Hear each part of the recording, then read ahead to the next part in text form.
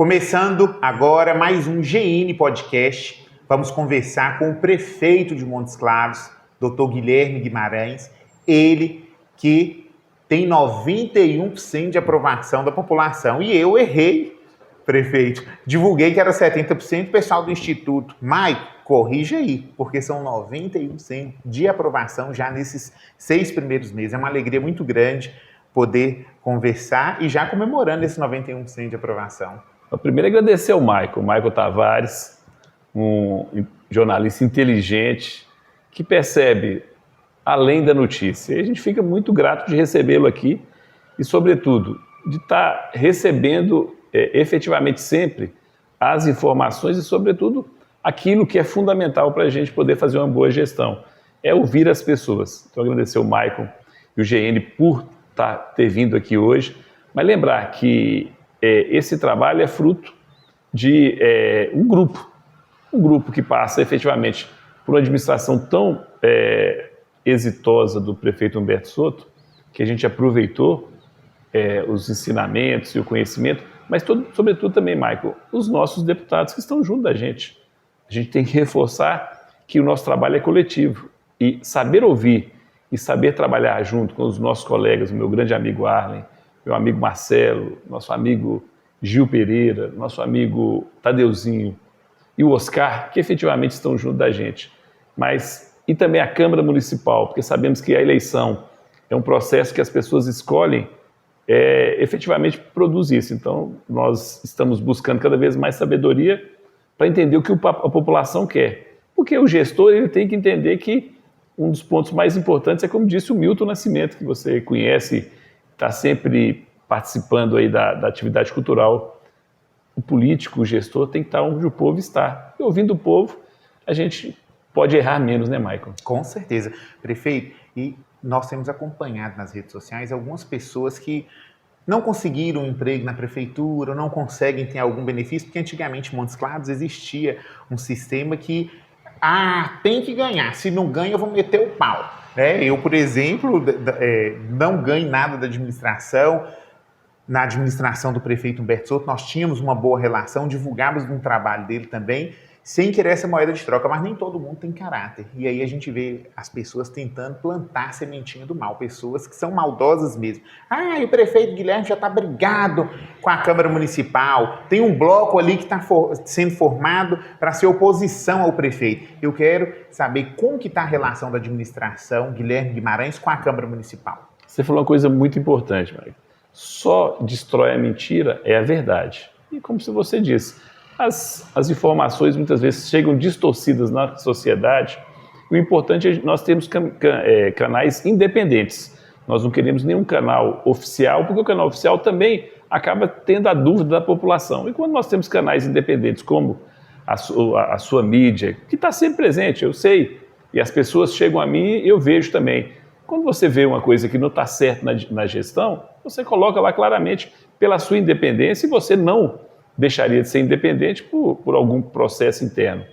Mas é reforçar que eu respeito muito o legislativo, porque eles foram eleitos, eles têm a responsabilidade deles, eles têm a responsabilidade da governabilidade e eles têm a responsabilidade da cidade funcionar. Eu escuto muito, na segunda-feira mesmo, de 15 em 15 dias, eu recebo todos os vereadores, os 23 vereadores. A gente fica a manhã inteira, a tarde inteira conversando de um por um para saber qual que é a impressão deles, qual que é a necessidade efetiva e trazer a informação do território.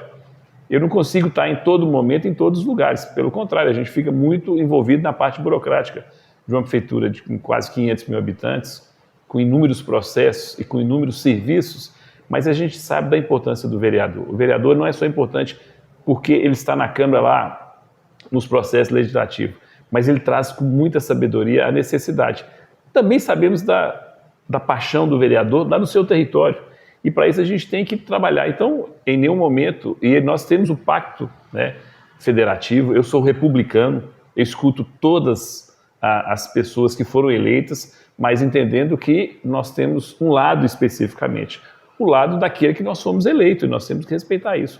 Mas dentro do aspecto republicano, da necessidade de um bairro lá do Renascença, ou lá do Chiquinho Guimarães, ou lá do São Geraldo II, ou da zona rural, sabemos que eles trazem uma demanda da população e temos que respeitá-los. Sabemos que eles sofrem como o prefeito sofre também por não atender a população. E nesse sentido, é importante dizer, Michael, nesses quase finalização de 7 meses, nós não tivemos sequer um projeto rejeitado.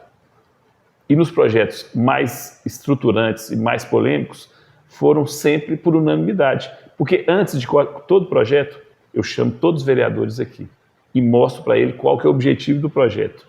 E para eles discutirem, olha, qual a dúvida? A dúvida é essa?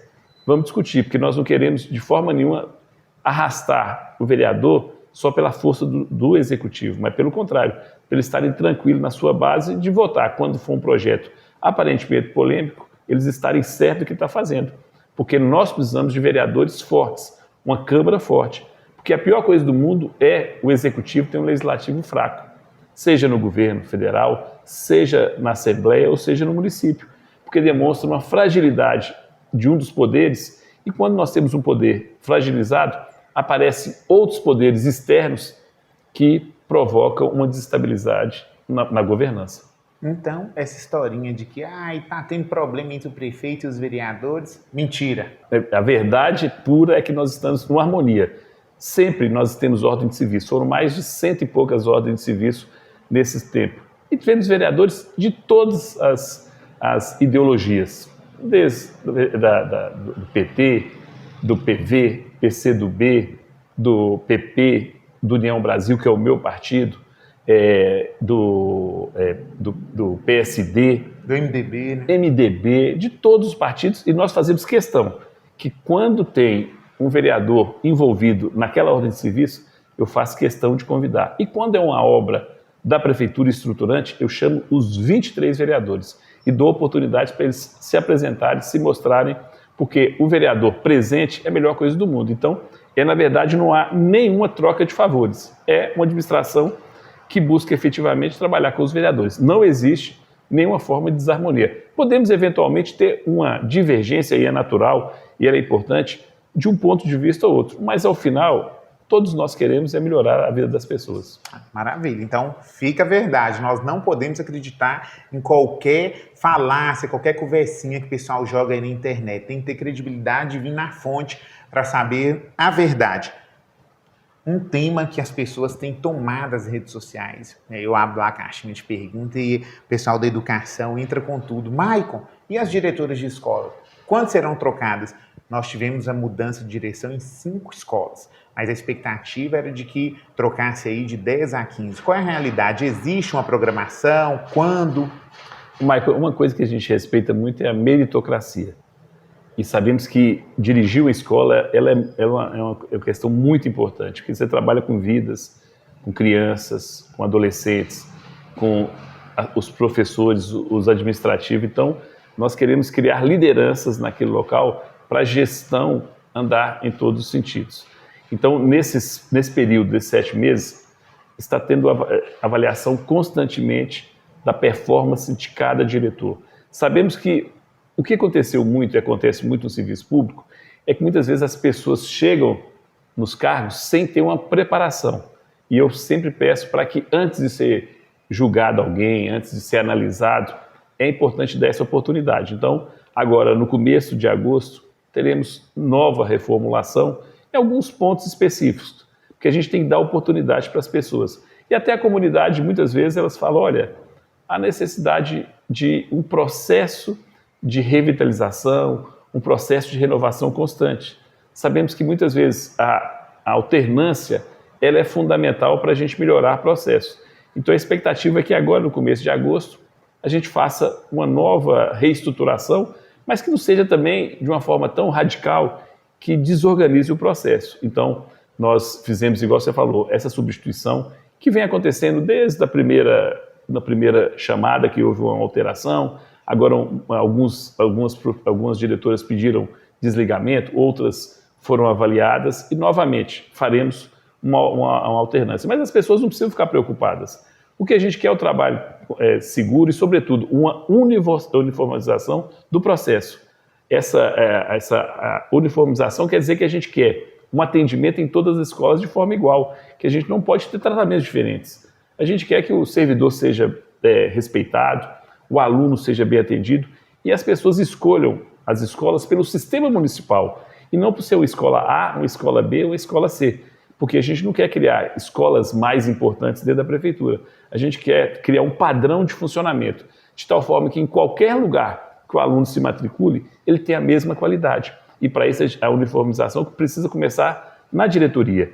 O diretor tem que entender, conversar com os professores, ter uma organização, saber os indicadores, saber como que as escolas... E é importante dizer, Michael, que esse SAEB e o IDEB são avaliações e indicadores que também nos trazem essa informação. Então, eu acompanho números o tempo todo, eu acompanho relatórios o tempo todo e venho acompanhando os relatórios dessas provas. Então, é lógico que tem indicadores sociais que são determinantes, a gente não pode comparar coisas diferentes, eu não posso comparar uma escola no setor X com Y se as condições econômicas muitas vezes são diferentes. Mas a gente quer saber até que ponto que a evolução daquela escola ela está sendo constante. Eu posso ter uma escola com nível 5 e que passou para o nível 6 ou nível 7 e ser melhor da escola que é nível 8 e continuar com nível 8. Ou seja, uma passou, aumentou 20%, 30%, a outra se manteve. Então, nós temos que ser justos nas análises. Então, é por isso que a gente vai continuar acompanhando. Mas as diretoras, elas estão sendo acompanhadas. Eu, frequentemente, vou numa escola ou outra para perceber o que as coisas estão acontecendo. E com isso, nós queremos chegar no final do ano com o IDEB melhor, mas sem a pressão sobre as diretoras de uma forma geral. Nós queremos que ela tenha tranquilidade, mas dedicação e determinação para saber que na educação nós precisamos inovar constantemente, porque com esse tanto de aparato tecnológico, se a escola não for agradável para o aluno, ele não vai querer estudar. Então, mas nós faremos algumas alterações nesse sentido e para isso, né, tem que ter calma para fazer, para a gente não errar na dose. Eles perguntam sempre, mas quando? Porque nós não podemos ainda fazer uma prestação, porque nós não sabemos, não temos certeza se iremos permanecer, e a resposta é, o prefeito é muito cauteloso, com certeza a equipe é muito boa, o Charles, excelente secretário, a equipe dele ali, a Thaís, a Renata, a Leia, são fantásticos, todos eles, a Soraya, pessoas muito capazes. Esse pessoal, eles estão levando para o prefeito lá quem está trabalhando direitinho, quem precisa trocar, quem já está cansado, e ele vai fazer, é só esperar que vai dar certo. E lembrar, né, Mike, eu estou há 25 anos como professor universitário, criei o curso da engenharia, coordenei, fui chefe de departamento de geociências na universidade, sei bem os anseios da classe dos professores, sei as dificuldades, mas sei também que o único objetivo da educação é dar melhores condições para quem estuda lá. Não adianta a educação que seja repetitiva e não alcance isso. Então, nós estamos acompanhando para fazer a melhor educação. E fizemos algumas substituições que estão dando muito certo. Eu não tenho dúvida que as substituições que aconteceram, não que os outros fossem ruins, mas que as diretoras que entraram têm demonstrado que elas foram escolhidas adequadamente, de uma forma de meritocracia, e estão fazendo o seu papel. O que a gente quer, efetivamente, é motivar as pessoas para isso acontecer, Michael. É importante lembrar que a administração Guilherme Guimarães tem o ritmo do prefeito Guilherme Guimarães, a cara do prefeito Guilherme Guimarães, porque é importante lembrar, Guilherme Guimarães foi um secretário, um vice-prefeito que tinha autonomia, que podia atuar. Então, mesmo ali sob o comando do prefeito Humberto Souto, saudoso Humberto Souto, o doutor Guilherme já atuava, já trabalhava, já trazia projetos, já tinha o seu ritmo próprio, já tem a sua própria história, que é um sucesso, e prova disso aí, são 7 meses com 91% de aprovação. Isso é raro de acontecer, é a primeira vez que acontece isso em Montes Claros. Nem o prefeito Humberto Souto, que foi o grande prefeito que marcou a nossa história e marcou a vida de todos os Montes Clarenses, ele conseguiu nos 6 primeiros meses. Mas ele pegou a herança, mas ele pegou essa herança já oxigenando, já trouxe a equipe dele, montou o seu próprio secretariado. Então, o início já mostra como que serão os outros anos dessa administração. Falar de concurso público, que é o tema que as pessoas têm questionado muito, mas que aí o prefeito agora, atendendo aí a legislação, não pode mais contratar fora da lista do concurso. A partir de agora, todos os novos contratos, renovações de contrato, têm que seguir a lista do concurso. Mas e a posse? Os aprovados querem saber, estão ansiosos. Nós tomaremos posse Quando o prefeito Guilherme? O Mike, você é sempre sagaz nessa questão. Eu sou concursado do Estado, então eu fiz concurso e sei da importância do concurso no processo da formação do corpo técnico do Estado. Embora eu também acredito muito nos contratados, porque a gente não pode dizer que só efetivo é bom e só contratado é bom. Não, nós temos pessoas de todos os níveis. Há cerca de 3 anos foi assinado um termo de ajuste de conduta com o Ministério Público. O prefeito Humberto Souto, que é sábio, que é correto, ele fez uma reformulação na legislação e fez o concurso. Estamos respeitando esse concurso. Respeitamos o primeiro concurso da educação e a gente nem precisava fazer isso. Mas, e acaba que a gente fica muito sentido, Michael, porque tem gente com 20, 30 anos que não passou no concurso. E a gente sabe da experiência. E muitas vezes o concurso não consegue medir toda a capacidade e a eficiência daquele que concorre. Mas sabemos que é a forma objetiva de fazer um concurso. Ela tem que ser objetiva, o concurso não tem que ser subjetivo. E os que passaram tiveram o mérito de saber fazer aquele concurso e ter um conhecimento nesse sentido. Então, entendendo esse respeito, todos os profissionais da educação, eu utilizei a lista do concurso para o processo de contratação, o processo seletivo. Poderia até utilizar o processo seletivo, mas entendi que a gente tinha que avançar, preparar essas pessoas para entrar no serviço público, porque o serviço público não é um serviço comum. As pessoas têm que entender que aqui tem uma prática, tem um regulamento, e se eu não adaptar no serviço público, eu não consigo muitas vezes permanecer. Então, de imediato fizemos isso. As pessoas estão na educação contratadas, todas essas, para não ter uma turbulência muito grande. Eu expliquei para todos os vereadores que vieram com os contratados qual foi a metodologia que eu utilizei. É nesse período, porque lembrar que nessa fase, a finalização de todo o concurso da posse no meio do semestre, a gente criaria uma turbulência. Porque nem sempre o professor ficaria naquela sala, naquela escola, porque alguns ainda não decidiram vir, porque estão no outro emprego, estão nesse sentido. Então, ao final do ano, as pessoas da educação receberão a posse definitiva, que é o primeiro passo. Quanto ao administrativo, que tem pessoas da saúde, do administrativo, da área da engenharia, que é o concurso geral, então, no prazo, até um pouco antes do prazo, eu fiz a homologação. Foi semana passada. Agora, na medida das próximas contratações, a gente já vai utilizar a lista do concurso. E sabemos que a contratação, a efetivação é diferente da contratação. Por isso que, inicialmente, o objetivo é fazer a contratação da lista do concurso, para dar tempo deles preparar a documentação, essas questões todas, para começar o processo. Então, daqui para frente, a lista é do concurso e chamaremos todos do concurso, na medida que as vagas forem surgindo. E surgirão. Pra você ter uma ideia, nós estamos construindo 19 CMEs e 5 escolas. Vai precisar de muitos profissionais. Nós estamos construindo agora, Michael, 10 UBS, 10 unidades de saúde, 2 UPAs, né? Então, o Centro Municipal de Fisioterapia, uma clínica. Então, vai ser necessário muitas vagas. Estamos melhorando aqui, por exemplo, a farmácia municipal, que ela está pequena, a gente sabe das reclamações, a gente está atento a isso. Então, vão surgir vagas e, na medida dessas vagas, a gente vai aproveitar do concurso, para que aí, efetivamente, elas já começam e não haverá nenhum prejuízo para elas, porque elas estão contribuindo inicialmente para o regime geral. Acho que todo mundo que passa fala, mas se esperar aqueles 2 anos, prorrogar mais 2 e não dar a posse, eles vão ser empossados. De imediato eles seguirão a lista para contratação e a posse ela virá. Virá, e porque a gente entende isso. Mas uma coisa importante, Mike, é entender que o serviço público, embora tivesse aquela antiga mitologia que é um serviço desorganizado, pelo contrário, é o mais organizado.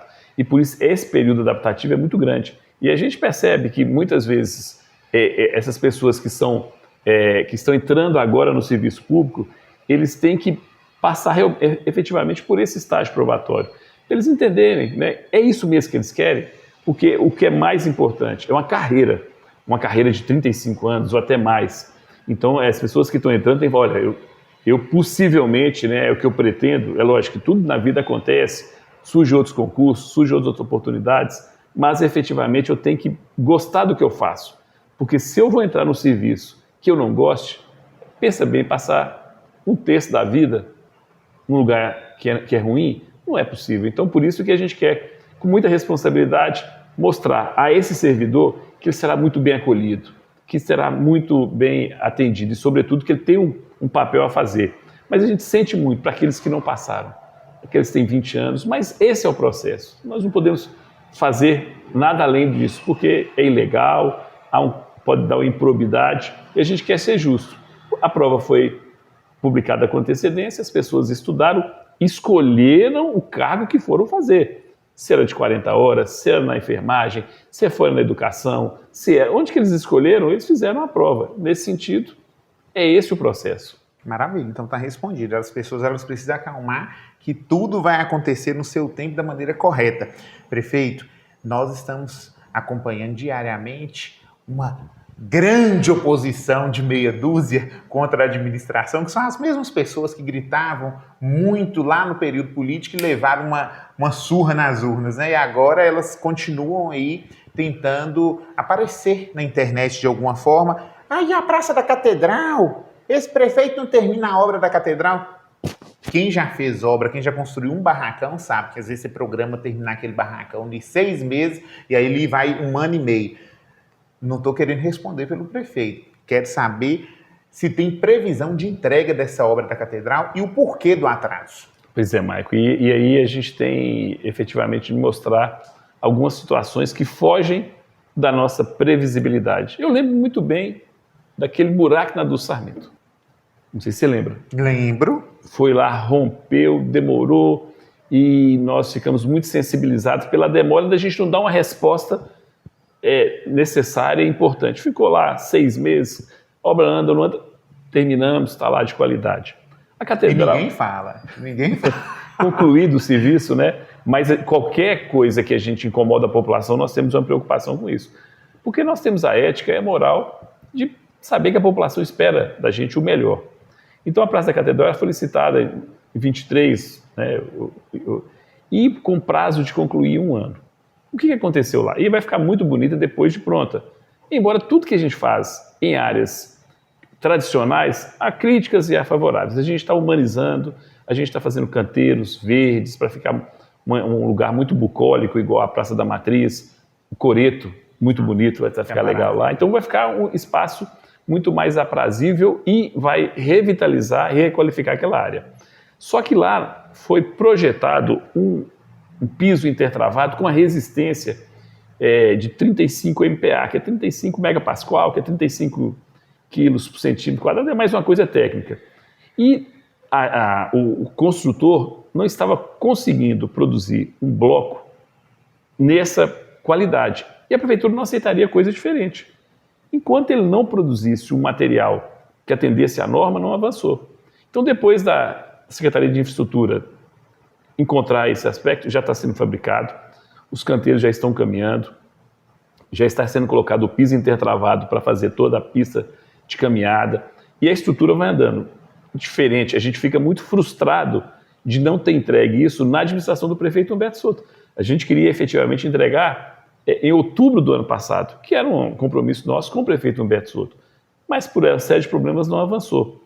Então, a expectativa é que nos próximos meses conclua efetivamente, e aí a gente volta para continuar a requalificação do centro, que é um lugar rico, um lugar bacana, um lugar que as pessoas vão. Então a gente já está preparando outras propostas de intervenção, melhorar a Rua São Francisco, deixar ela mais aprazível, porque lá no centro, Michael, mora quase 20 mil pessoas, que precisa desses espaços, o centro também é importante. Então é isso. E da mesma forma, já aproveitando a sua fala, para dizer da Lagoa. Que é outro ponto bastante cobrado pelas pessoas. Por que a Lagoa não foi revitalizada? Mas eu sei que tem um impedimento ali que é ambiental. Então, o que acontece? O primeiro impedimento era efetivamente da parte de vegetação. Demorou a licença ambiental e a gente respeita o licenciamento ambiental. Principalmente Guilherme Guimarães, que é o maior defensor do meio ambiente, se não respeitar... Pensa bem, a gente não estaria fazendo Você estaria jogando sua história para... Então recebemos a licença ambiental. E estamos licitando os tratores aquáticos. Está no final. A gente estava discutindo agora no Compac. O que acontece? Duas empresas estão participando e uma empresa está discutindo com a outra a patente das máquinas. Só para você ver, olha uma coisa a mais, a empresa vencedora está discutindo com a segundo lugar, está discutindo com a vencedora a questão de patente. E nós não temos nada a ver com isso. Então eu falei até com a Priscila hoje, o doutor Danilo. A Priscila é nossa secretária de Muito planejamento. competente. Olha, nós temos que resolver isso, tudo dentro da lei. Porque no dia seguinte que assinar o contrato, eu quero as máquinas lá dentro. E aí, entra na máquina. E depois, que são etapas que a gente vai fazendo. Então, as pessoas acham que a gente fica preocupado? Fica, porque quem chega em Montes Claros, principalmente o turista que vem no avião, vê aquela coisa se fechando. Mas continuamos investindo no entorno, estamos asfaltando mais ruas no Carmelo, mais rua no Interlagos, estamos urbanizando, nós estamos discutindo com os proprietários de terra naquela região, para eles urbanizarem, para acabar aquela quantidade de mato, para evitar de assorear. Mas a expectativa, Mike, é que as pessoas falam assim, nossa, é um valor muito alto, mas são os preços. Né? Você investir 10, 20 milhões numa obra daquela, porque o mundo de terra que está lá dentro, a gente vai investir o que for necessário, que é um patrimônio. Então, a expectativa nossa é que nos próximos 30, 60 dias a gente tenha um contrato para começar a tirar toda a vegetação. E tão logo sai a licença para a remoção dos sedimentos, que é aquela quantidade de material que assoreou e possa lançar, nós entraremos com as máquinas fazendo a retirada daquele material. Mas sabendo de todo o aspecto, o deputado Tadeuzinho, presidente da Assembleia, ele conseguiu 1,5 milhão para fazer a orla, de tal forma que foi feito processo licitatório, feito ainda na administração do prefeito Humberto Soto, executor, mas isso não dá visibilidade. Então a gente também quer fazer o quê? Melhorar a iluminação, refazer todo o recapeamento em volta da lagoa, para que a prefeitura faça a sua parte e os empreendimentos que tem lá também façam parte. Revitalize os seus empreendimentos, os bares, os salões, para que aquilo, de fato, seja um lugar, um investimento da prefeitura, mas que gere renda, bem-estar social e tudo isso para que, de fato, ali seja um novo espaço de turismo, de bem-estar e, sobretudo, de melhoria de vida da população.